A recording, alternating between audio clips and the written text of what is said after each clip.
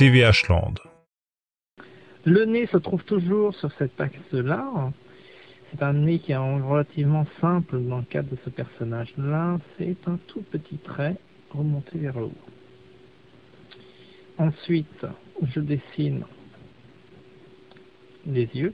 Alors très important pour avoir un bon travail de character design, il faut bien retenir la forme de l'œil. Selon le personnage, vous allez avoir sans doute plusieurs personnages lorsque vous allez réaliser une BD. Ils ont tous une forme d'œil différente, donc il vous faudra les retenir.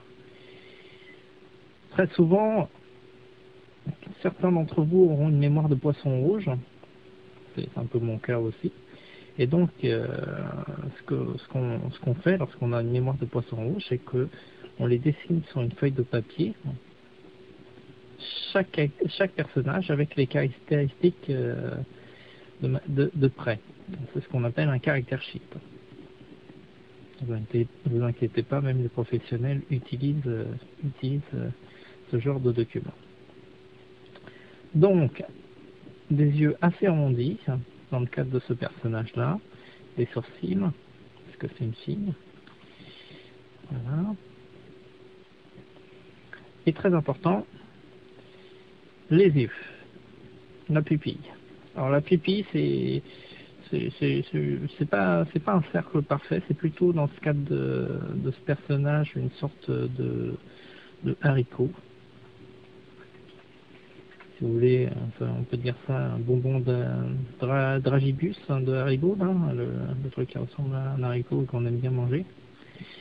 Enfin, moi j'aime bien en manger pendant que je travaille.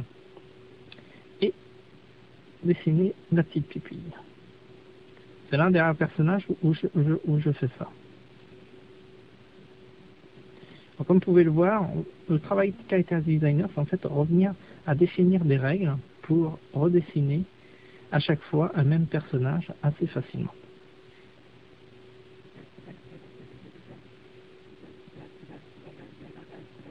Voyez, on est amené à corriger un certain point, mais dans l'idée, c'est ça. Bon.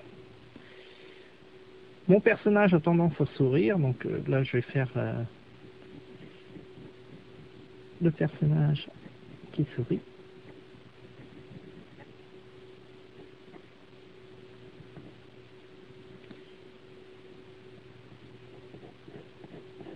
Les sourcils, alors elle a des formes de sourcils assez particulières, ça monte assez haut. Vous voyez, comme à chaque fois, quand on construit un personnage, on définit des règles un peu différentes. Lorsque vous avez l'habitude de dessiner souvent, vous avez une grande panel de règles que vous pouvez appliquer à un personnage ou à des personnages. Et si vous dessinez pas souvent, il va falloir dessiner beaucoup plus souvent pour acquérir cette expérience. C'est pour ça que quand on dessine beaucoup, on progresse beaucoup plus vite. Donc voilà, j'ai presque terminé au niveau du perso. Souvent il y a un petit bout de reflet qui se trouve ici. En général, je le positionne là.